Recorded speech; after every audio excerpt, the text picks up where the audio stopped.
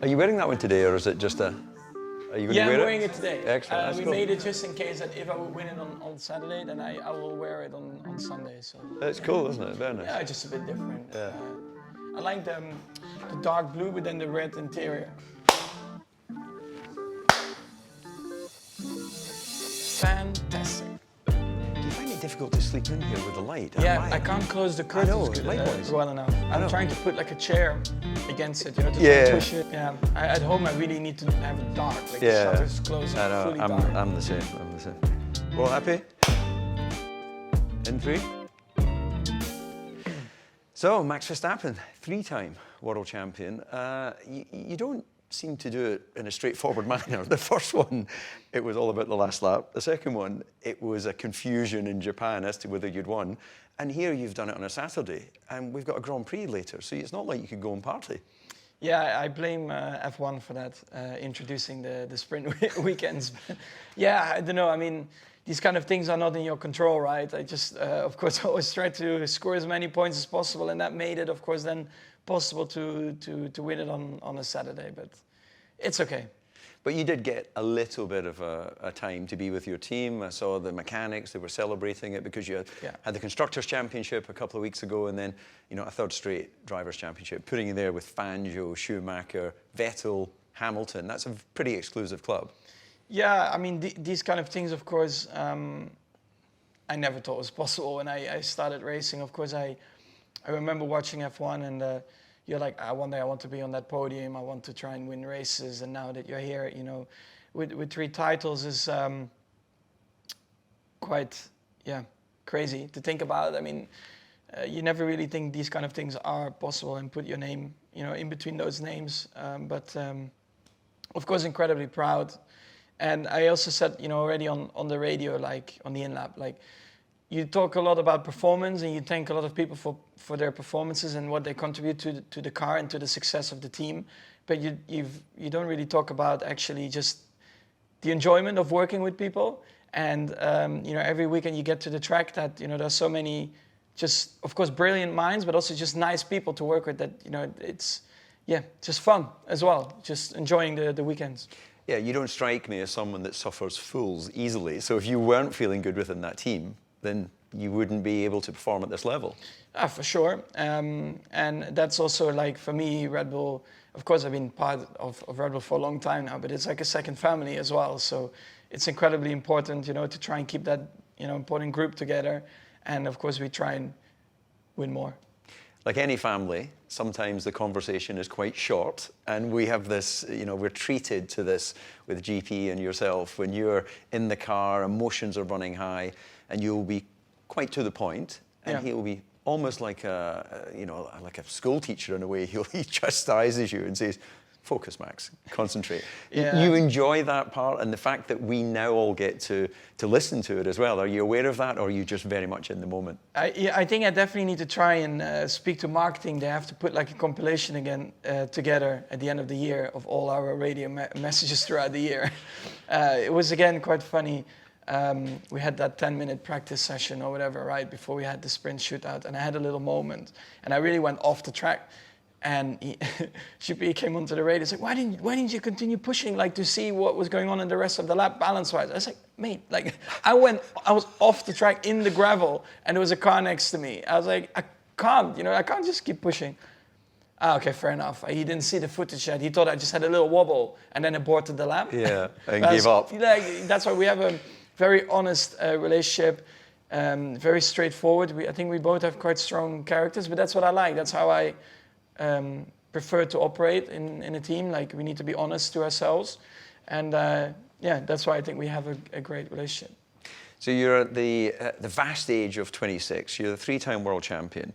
The pictures, of course, from when you first entered Formula One, it was like a boy's face. You know, you sit in front of me now. You're fully formed man. You've had so much success at such an early stage of your life. People are curious, of course, what the future holds. So you don't seem so sort of motivated by, I want X amount of titles or X amount of wins. It seems that you just want to turn up and be competitive and, of course, try and win at each race. So what does the future look like for you now that you've achieved so much at such a young age?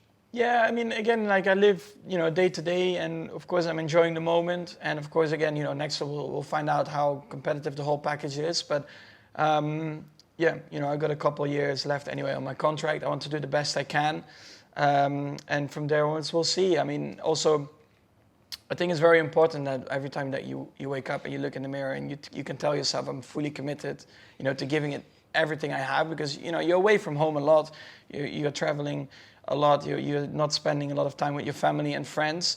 So as long as I can say to myself it's worth it to go out there and do the best I can, I will stay in Formula One. But I've never been like I need to win 7, 8, whatever titles, 5. There's no real number for me because you're so dependent also on the package that you get every single year. Well, a couple of things actually that come to mind on that.